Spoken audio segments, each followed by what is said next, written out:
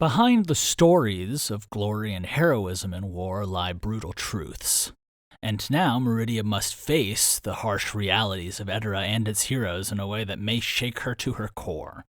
We break it all down next in Season 2, Chapter 37, Relentlessly the Sun Rises, Part 2. But first, a message to our Heroes of Edara.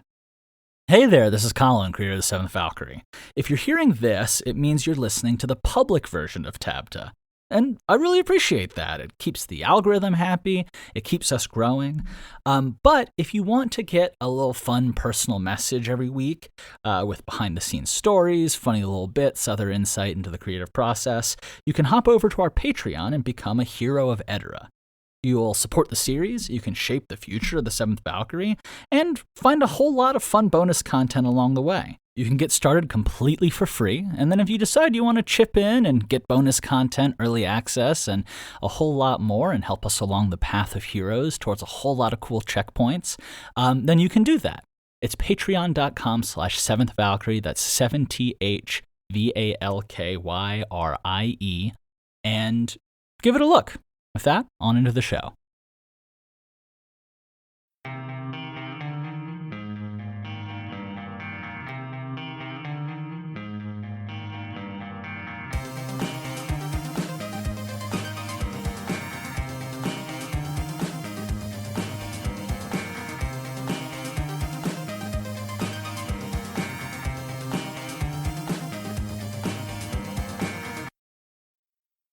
Hey everybody, and welcome to TABTA, the adventure behind the adventure for the 7th Valkyrie, where we watch one series go from total obscurity to maybe 7 seasons in a movie, or maybe we just find the power of friendship along the way. I'm your host, Colin Sharp, creator and current voice of the 7th Valkyrie, and this week we are talking about Relentlessly the Sun Rises, Part 2. This is Season 2, Chapter 37, and spoilers, if you have not listened to this yet, please go listen to it. This one is a big one. So I'll give you guys a moment. Boop, boop, boop, doop. Pause. And here we go into our first segment inside the episode where we talk about what happened, where we're going, give you guys kind of the play-by-play of this chapter. Let's get into it. So, we rejoin Meridia here in Part 2 after she's explored the scene of the massacre north of Reen's Wall. And as she makes her way towards the meeting point, she actually first encounters the Hounds.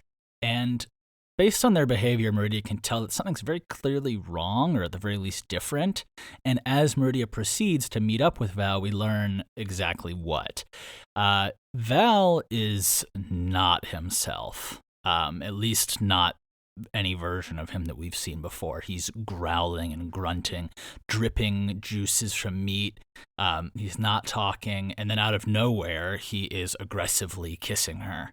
And Meridia is not quite sure how she feels. It's not totally uncommon for soldiers to blow off steam after a battle, but Val's not giving her a chance to pause and catch her breath and figure out if this is even something she wants. And so she shoves him and is like, hey, yo, back the fuck up. And that is when things get really bad, because whatever is in control of Val now, whether that's him, whether that is something else, does not have any qualms taking what it wants, even if Meridia is not willing. And it's only Meridia's desperate cry and her last appeal to him to come to his senses that he seems to snap out of it for a moment. And then he goes from snapping out of it to completely crashing out and freaking out of it.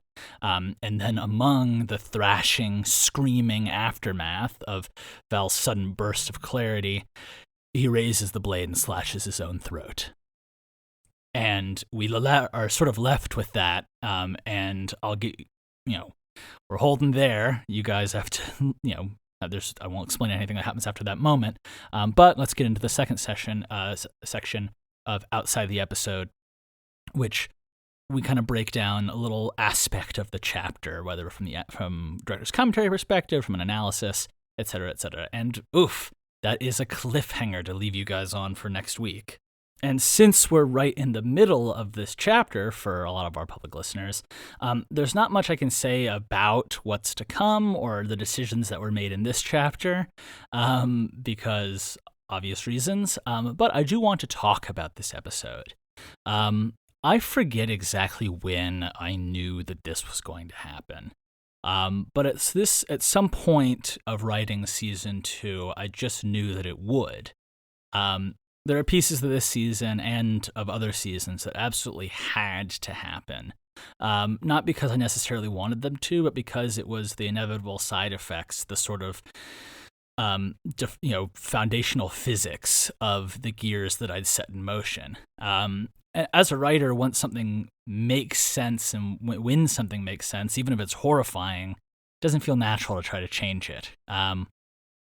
But sometimes things can get pretty horrifying. This was actually the first episode I ever put a trigger warning in front of, because when I wrote it, it was painful. When I acted it, it was really brutal and real. And listening back to it from Zoran, who added what I thought was a really brilliant addition without taking it too much in one direction or another. I thought he handled it really delicately as he could, while really emphasizing what was happening without making it cartoonish or a caricature. And anyway, listening to all of that, I know too much about those kinds of struggles from people close to me and those kinds of things to subject anyone in my audience to that without giving you guys a heads up. And that was why I put a message up front. And this won't be the last time that the ugliness of Edara demands to be seen. It's the price of the vivid beauty that I see in that world as well, is seeing it fully and wholeheartedly, and sometimes that is horrifying. But I will keep doing my best throughout this series to let you guys join me when you can, and avert your eyes and ears when something comes up that could really ruin your day. Because it's a part of it, but it doesn't have to be all of it. Anyway, guys, the final chapter of Season 2, The Shattered Visage, ends Friday with Part 3 of Chapter 37, Relentlessly the Sun Rises. So stay tuned on Friday, or hop onto Patreon and finish the season right now, well before the public release date. Either way, have a great one, you guys. Sending you much love, and I'll talk to you soon.